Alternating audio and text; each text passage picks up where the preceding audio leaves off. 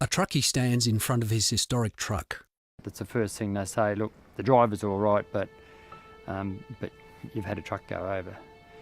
And so I just feel tingly and I just get goosebumps even thinking about it, because it's just the last thing you want to hear.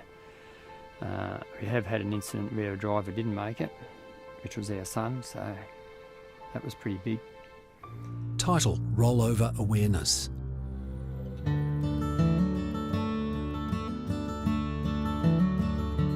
Yes, I'm Stewie Store and I run 8 trucks out of South Gippsland, all cattle trucks. After 40 years of driving and probably 10 million Ks, I was unfortunate to have an accident and a rollover on the entrance to the Balti Bridge. When we first started investigating this, we come across the popular belief that the prime mover always went first. A flatbed semi rolls over on a skid pan. We're showing here now that the trailer always goes first. The driver didn't know he was about to roll. Even when the crash was already underway, he still didn't know. When you watch the footage, you can see that the brake lights don't come on until the trailer is already all the way over. I suddenly realised maybe, it's not actually the driver's fault every time a truck rolls over. Maybe there's a whole lot more to it than just that. Segment title: Centre of Gravity. The reason that trucks roll over has a lot to do with the fundamental differences between the prime movers and trailers. They have different centres of gravity. Anything with a low centre of gravity is hard to flip over. But something else with a higher centre of gravity, even if it weighs the same, tips over much more easily. It's short and wide against narrow and tall. Low centre of gravity, stable, versus high centre of gravity is unstable. When we do our presentations, we use scale models just to show how the centre of gravity affects rollovers. Just to give you some sort of example, when a prime mover by itself will roll over, generally, if you look at this model here, I don't know if you can see the figures there, we're starting to get up around 50 to 70 degrees, depending on the truck. We take this log truck, which is pretty common, what you see ripping up and down the road every day, and this is what you're looking at going down the road.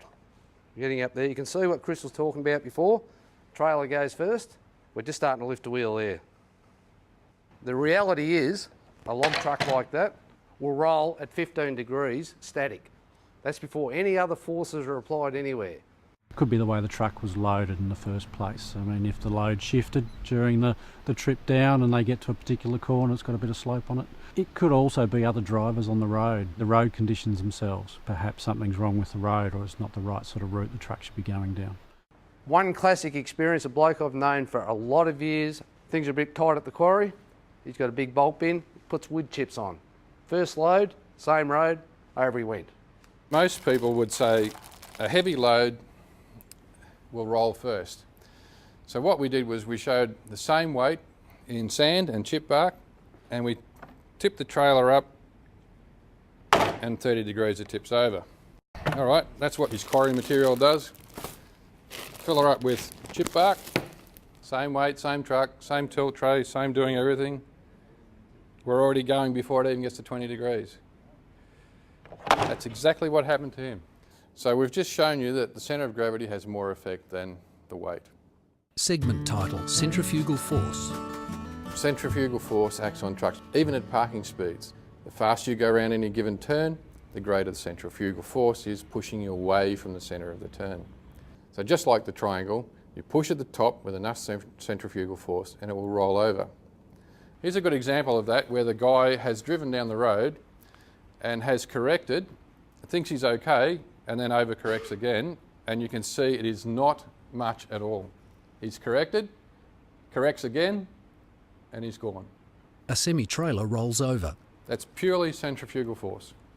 We're really happy with the decision to go to roll stability, because if the guy gets it wrong, enters that bend too fast, he has something that's actually assisting him to slow down. We're finding there's a lot more stories from guys where they do believe it's definitely had a trigger that has saved them in some sort of a bad situation, whether it's a rollover, a trailer sway or a jackknife type event.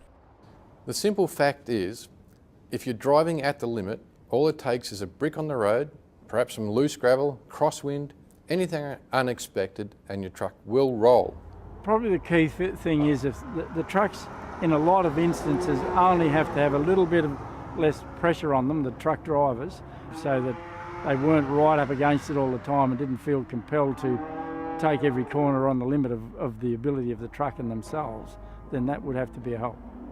The challenge for anyone who's got a liquid load is you can't lash down liquid. You couple that with the fact that you're going around corners and all of a sudden you have a load on board which can be up to 42 tonne, rapidly pushing to the side of the tanker. This is a model of as true to life as you can get of milk actually sloshing in a tanker. It continues on for quite some time. Going through a roundabout, sloshes backwards and forwards. The timing is critical. Our animation shows that in an S-bend, the problem is we've got a dynamically moving centre of gravity. The slosh factor is perfectly timed to tip the truck over. All the weight's on one side. The other one we've got with a dynamic problem is a cement mixer or concrete truck. Agitators only run one way, anti-clockwise. That means all the material is packing up on one side. If you go around a left-hand bend with that material packing up on one side, you've got a bit of a problem because all your weight's on that side. Segment title, Putting It All Together. We're starting to align all these forces. We're starting to add them all up. We've got our dynamic forces, our static forces, centrifugal force, and whatever other forces. When you start to put all those together, it becomes an accumulative type of effect. But in most cases, these things can be overcome by one simple thing. That's what we call the 1K factor. 1 kilometre an hour will be the difference between staying on your wheels, not knowing there's ever been a problem, and the other one is actually imminent disaster. If you're aware and you add more than 1 kilometre an hour space, something like 5 kilometres an hour headroom, you will get home without a rollover. We've had significant reductions over the last 2 years in truck incidents. 60% reduction in truck accidents in Vic Forest's area. So the code of behaviour along with some other training programs has been really significant. The big stick is always there and Vic roads are clear that they will use that if they need to, but it's about education first up, and they've been really helpful with us in working with our drivers and contractors. We found that more often than not, driver's not malicious in any way, shape or form. It's more he's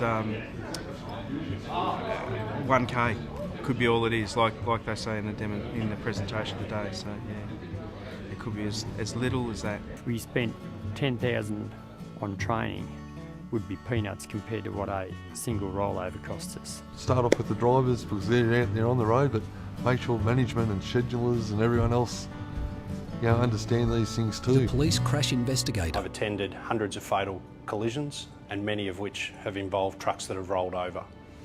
I'm also a person who has knocked on the door at 2 o'clock in the morning to inform a loved one. So I believe this Vic Roads initiative deserves support.